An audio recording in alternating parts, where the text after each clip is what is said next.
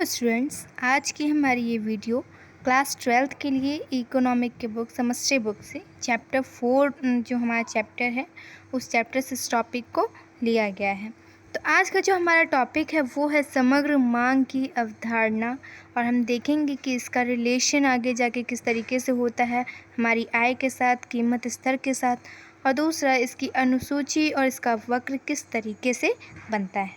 ठीक है, तो चलिए बिना टाइम वेस्ट किए हम अपने टॉपिक को आगे बढ़ाते हैं। और हमारा टॉपिक है समग्र मांग की अवधारणा, यानी कि समग्र मांग आखिर किसे कहते हैं। तो इसको एक एग्जैक्ट डेफिनेशन देने से पहले हम चाहेंगे कि कुछ पॉइंट्स जो हैं जो हमें बेसिक तौर पर पता होना चाहिए, उन पॉइंट्स को हम यहाँ पर जानने की कोशिश करेंगे। ठीक है, तो यहाँ देखिए पहला जो हमारा पॉइंट है, फर्स्ट पॉइंट हमसे क्या कह रहा है कि समग्र मांग का तात्पर्य बाजार में किसी भी विशेष वस्तु की मांग से नहीं है। यानी कि समग्र मांग क्या है कि ये किसी भी कोई अगर एग्जैक्ट वस्तु है, किसी एक वस्तु से रिलेटेड ये चीज़ नहीं है। इसका तात्पर्य क्या है, अर्थव्यवस्था में सभी वस्तुओं तथा सेवाओं की मांग से है।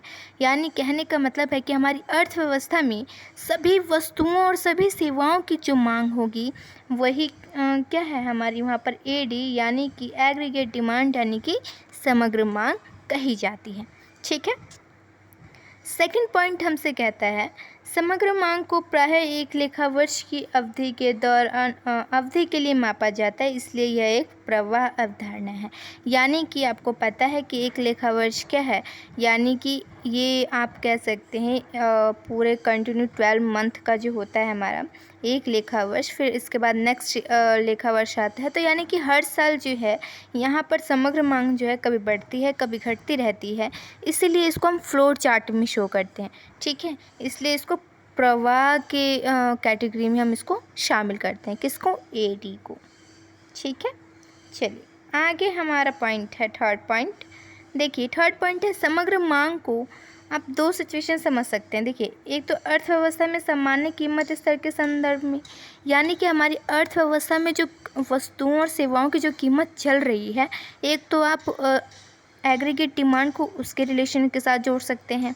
यानी कि अगर हम अर्थव्यवस्था में जो कीमतें चल रही हैं अगर उनसे इसका रिलेशन जोड़ें तो क्या होगा कि जैसे जैसे वस्तुओं की कीमत बढ़ेगी वैसे वैसे एडी घटेगा, एडी क्या हो जाएगा, डाउन होगा, घटेगा।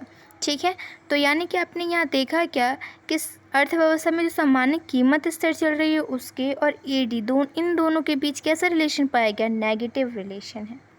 ठीक है, यानी कि एक बढ़ता है तो दूसरा घटता है, तो इन दोनों में क्या है, नेगेटिव रिलेशन है। याद रखिएगा कि हमारी अर्थव्यवस्था के सामान्य कीमत स्तर और क्या एग्रीगेट डिमांड यानी समग्र मांग के बीच नकारात्मक यानी कि ऋणात्मक संबंध पाए जाते हैं। दूसरी पोजीशन में अगर हम समझें तो हमारी दूसरी पोजीशन क्या कहती है कि आप दूसरी पोजीशन में इसको आय के साथ माप सकते हैं। ठीक है, आय के स्तर में अब देखिए आय का क्या, अगर हम एडी के साथ आय के रिलेशन को दर्शाते हैं तो क्या हो जाएगा कि जैसे जैसे हमारी आय बढ़ेगी, ठीक है, उस तरीके से हमारी डिमांड भी बढ़ेगी। तो यानी कि यहाँ पर हम समग्र मांग की बात कर रहे हैं, एग्रीगेट डिमांड की, तो यहाँ पर हम सिर्फ मांग नहीं कहेंगे, समग्र मांग कहेंगे। ठीक है, तो यानी जैसे जैसे समग्र मांग बढ़ेगी वैसे वैसे क्या होगा, समग्र आय बढ़ेगी वैसे वैसे समग्र मांग बढ़ेगी। तो आपने देखा क्या कि यहाँ पर आय में और एडी में दोनों में कैसा रिलेशन पाया गया, पॉजिटिव यानी कि धनात्मक रिलेशन। यानी कि आय बढ़ेगी तो मांग, यहाँ पर समग्र मांग भी बढ़ेगी। अगर हमारी समग्र आय घटेगी तो यहाँ पर समग्र मांग भी घट जाएगी। ठीक है, चलिए तो ये तो हमारे कुछ थे बेसिक पॉइंट्स। अब हम एक एग्जैक्ट डेफिनेशन पे आते हैं कि हमारी जो समग्र मांग एडी है वो एग्जैक्ट कहना क्या चाहती है। ठीक है, तो समग्र मांग उस व्यय का कुल जोड़ है जो लोग आय के, यहाँ पर देखिए, समग्र मांग उस व्यय का कुल जोड़ है जो लोग आय के विभिन्न स्तरों के अनुरूप अर्थव्यवस्था में, ठीक है, एक लेखा वर्ष की अवधि के दौरान उत्पादित वस्तुओं एवं सेवाओं की खरीद पर खर्च करने की योजना बनाते हैं। यानी कि समग्र मांग क्या है, यहाँ पर कही जा रही है कि उन लोगों के आय के विभिन्न स्तरों के अनुरूप, यानी कि उन लोगों की आय को जोड़ दिया गया है जो एक लेखा वर्ष के दौरान जो हैं वो अपनी उनकी जितनी भी इनकम होती है वो उस इनकम को जो खर्च करने की जब वो प्लानिंग बनाते हैं उसी को हम कह सकते हैं क्या, एडी। ठीक है, यानी कि उनकी जो इनकम होगी वो लेखा वर्ष के दौरान उनकी जो प्लानिंग बनाएंगे कि हाँ हमको किस तरीके से हम लोगों को अपनी जो इनकम है वो किस किस चीज़ों पर कितना कितना खर्च करना है, वही हमारी कहलाएगी क्या, एडी। तो आप सीधा से कह सकते हैं क्या, एक लेखा वर्ष के दौरान उत्पादित वस्तुओं और सेवाओं की खरीद पर खर्च, यानी कि उपभोक्ता जितना भी वस्तुओं और सेवाओं की खरीद पर जितना भी एक लेखा वर्ष के दौरान खर्च करने की प्लानिंग बनाएंगे वही प्लानिंग आपकी क्या कहलाएगी, एडी, एग्रीगेट डिमांड या समग्र मांग। ठीक है, चलिए आगे हम यहाँ पढ़ने वाले हैं समग्र मांग का व्यवहार, यानी कि अनुसूची, यानी कि जिससे हम डाटा टेबल जैसे कहते हैं। ठीक है, जो आपको डायग्राम के रूप में अगर यहाँ समझाना है तो काफ़ी इजी पड़ता है। देखिए, तो यहाँ हम डिस्कस करेंगे क्या, समग्र मांग का आखिर व्यवहार कैसा होता है, इसका बिहेवियर शेड्यूल क्या होता है। ठीक है, देखिए, चूँकि अर्थव्यवस्था में समग्र मांग को समग्र व्यय के रूप में मापा जाता है। अब देखिए, अब समग्र मांग को समग्र व्यय के रूप में मापा जाता है, यानी कहने का मतलब है कि मैं जितना खर्चा कर रही हूँ वही खर्चा तो मेरा मांग है, मतलब मेरी डिमांड है ना। यानी कि अगर कहने का मतलब है 4 लोग मिलकर अगर एक ड्रेस पर खर्च कर रहे हैं तो उन्होंने जो खर्च किया वही तो उसकी डिमांड है कि भाई इतने इतने पैसे आप हमसे ले लो और वो चीज़ उसके बदले में हमें दे दो। तो उस चीज़ की डिमांडिंग किस रूप में हुई है, उनके व्यय के रूप में। ठीक है, तो इसीलिए यहाँ पर एडी को हम क्या है, एई यानी एग्रीगेट एक्सपेंडिचर हम मान लेते हैं, यानी कि समग्र व्यय के रूप में हम इसको क्या है यहाँ पर व्यक्त कर देते हैं। ठीक है, आगे देखिए, समग्र मांग के व्यवहार का अध्ययन वाई के विभिन्न स्तरों पर समग्र व्यय के व्यवहार के रूप में किया जाता है। यानी कि यहाँ पर कहा जाए कि समग्र मांग के व्यवहार का अध्ययन, यानी कि यहाँ पर जो हम इसके बिहेवियर की स्टडी करने वाले हैं, अगर हम आय के विभिन्न स्तरों पर यानी कि यहाँ पर अगर आय के स्तर में किया जाता है तो यहाँ पर समग्र व्यय के व्यवहार के रूप में किया जाएगा। तो यहाँ पर हम क्या हैं कि यहाँ पर हम इनकम को स्थिर रखते हुए हम यहाँ पर समग्र व्यय को इंडिकेट करने वाले हैं, यानी कि यहाँ पर हम एडी नहीं लेने वाले हैं, हम सीधा लेने वाले हैं क्या, एई, एग्रीगेट एक्सपेंडिचर, यानी कि समग्र व्यय। ठीक है, तो यहाँ पर देखिए, इस प्रकार समग्र मांग के व्यवहार का अर्थ है कि अर्थव्यवस्था में वाई के विभिन्न स्तरों के प्रति समग्र व्यय कैसे प्रतिक्रिया करता है। यानी कि यहाँ हम क्या पढ़ने वाले हैं कि किस तरीके से हमारी अर्थव्यवस्था में जो हमारी आय है वो अप एंड डाउन होती है और मतलब उसी पर इफ़ेक्ट डालते हुए, यानी कि उसी के रीज़न से हमारी जो एई है वो किस तरीके से अपना शेड्यूल बनाती है। ठीक है, तो चलिए यहाँ पर हम क्या कह सकते हैं, यह एक अनुसूची के माध्यम से व्यक्त किया जाएगा, यानी कि यहाँ पर आप एक टेबल के ज़रिए इसको पढ़ने वाले हैं। ठीक है, तो हमारी वाई को देखिए यहाँ पर आय को हमारे यहाँ पर वाई से इंडिकेट किया गया है। ठीक है, तो यहाँ पर हमारा जो यहाँ पर क्या है, इस लाइन में हमें हमारी आय दी गई है, इनकम दी गई है, और यहाँ पर हमें एडी इज इक्वल टू ए, यानी कि समग्र मांग जो उसको हमने समग्र व्यय के बराबर किया है वो दी गई है। तो देखिए, जब हमारी आय शून्य थी, एकदम ज़ीरो थी, आप कुछ इनकम नहीं कर रहे हैं, कुछ नहीं कमा रहे हैं, फिर भी आपका जो व्यय है, आप फिर भी आपने 1 रुपया भी इनकम नहीं किया, फिर भी आप 30 रुपये खर्च कर रहे हैं। ठीक है, क्यों कर रहे हैं, क्योंकि हमें पता है कि हम बिना उपभोग किए नहीं रह सकते, हमको मतलब हम लोगों को ज़िंदा रहने के लिए कुछ ना कुछ उपभोग करना ज़रूरी है। ठीक है, मान लेते हैं अगर आप यूज़ करने वाली चीज़ों को अगर जैसे कि छोड़ देते हैं तो एटलीस्ट आपको खाने पीने पर ज़रूर आपको एक्सपेंड करना पड़ेगा। ठीक है, तो इसीलिए आप कमाइए ना कमाइए उससे कोई फ़र्क नहीं पड़ता, लेकिन आपका जो एक एग्जैक्ट खर्चा होगा उपभोग का वो आपको ज़रूर करना पड़ेगा। ठीक है, फिर सेकंड देखिए, यहाँ पर जब आपने आय इनकम 20 की तो आपका उपभोग मतलब आपकी मांग जो थी वो क्या कितनी हो गई, 35 हो गई। यानी कि अब यहाँ पर आपकी इनकम खसक के बढ़ गई है, 0 थी पहले कुछ नहीं था, लेकिन अब 20 है, तो ना होने से तो बेटर है 20। ठीक है, तो आप पहले इनकम ना होने पर भी 30 कर रहे थे व्यय, लेकिन जब इनकम 20 हुई तो आपने 35 क्या कर दिया, व्यय किया। जब 40 हुई तो आप यहाँ पर 40। यहाँ देखिए एक हमारी जो लिमिट है यानी कि एक फ़िक्स पॉइंट है जहाँ पर हमारी आय और समग्र व्यय जो है दोनों इक्वल में आ गई है। ठीक है, 40 हमारी इनकम भी है और 40 यानी कि यहाँ पर एक हमारा एक ऐसा टाइम आता है कि हम लोग जितना कमाते हैं उतना ही उसको एक्सपेंड कर देते हैं, खर्च कर देते हैं।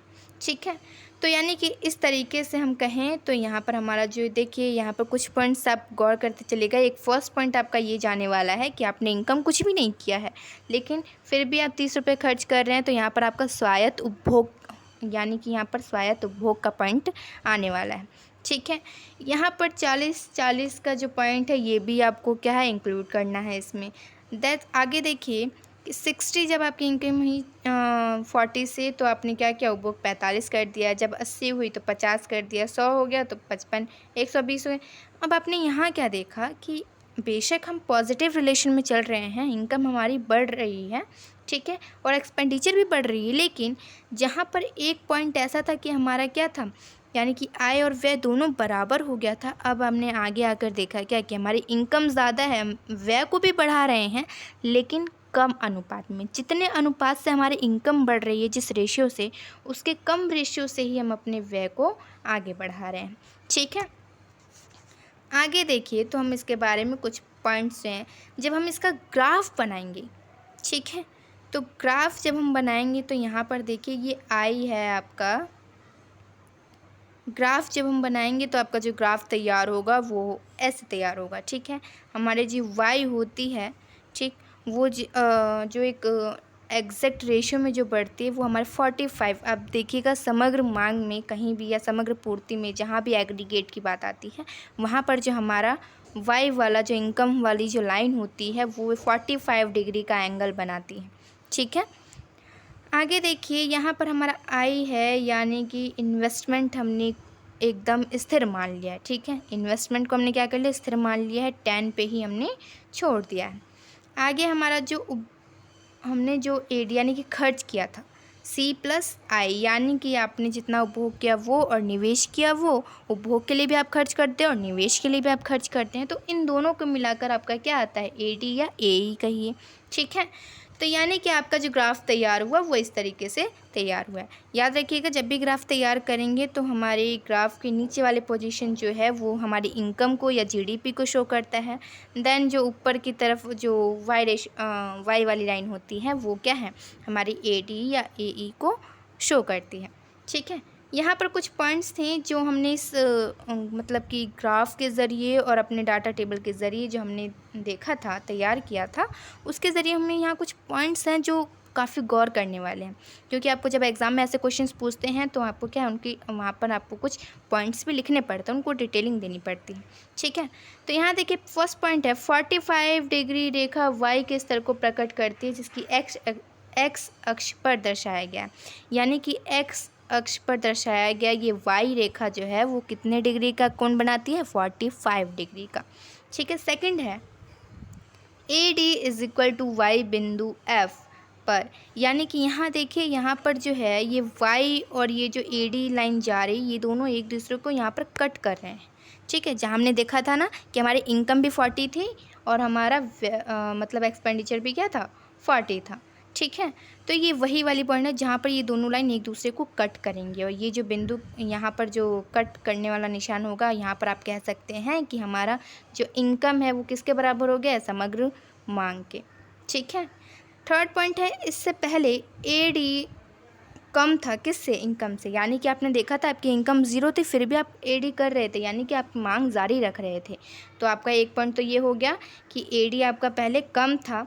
ठीक है, यहाँ पर एडी के न्यूनतम स्तर के प्रभाव के कारण, यानी कि यहाँ पर आपका डिमांड जो था वो काफ़ी न्यूनतम स्तर पर था। उसके बाद आपने देखा क्या कि आपकी इनकम ज़्यादा हो गई, आपने अपनी मांग तो बढ़ाई लेकिन उस रेशियो से नहीं जिस रेशियो से आपकी इनकम बढ़ी है। ठीक है, तो यानी कि एडी आपकी क्या हो गई कि एडी आपकी यहाँ पर जो है वो कम रह गई किससे, आय से, यानी कि दोनों आपने इक्वली बढ़ाया है लेकिन दोनों का जो रेशियो है वो कम रहा है। ठीक, आगे देखिए यहाँ पर हमारी इनकम जो होती है वो हमारी इनकम यहाँ पर ज़्यादा क्यों होने लगती है और हमारी मांग क्यों कम, क्योंकि हम उसका एक कुछ हिस्सा जो है वो अपने सेविंग्स के लिए बचा लेते हैं। ठीक है।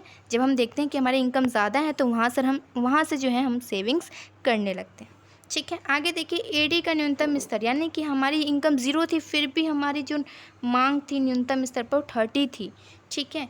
ये आपका स्वायत्त उपभोग कहलाता है। तो ये 4 से 5 पॉइंट जो आपने वहाँ पे पहले ही हम लोग नोटिस करते हुए चलते हैं। ठीक है। उसी 4 से 5 पॉइंट को आपको यहाँ पर एक्सप्लेन कर देना होता है। ठीक है। तो होप कि आप इस वीडियो में समग्र मांग और उसके मतलब अनुसूची और उसके वक्र के बारे में आप समझ गए होंगे। ठीक है। चलिए, थैंक यू सो मच।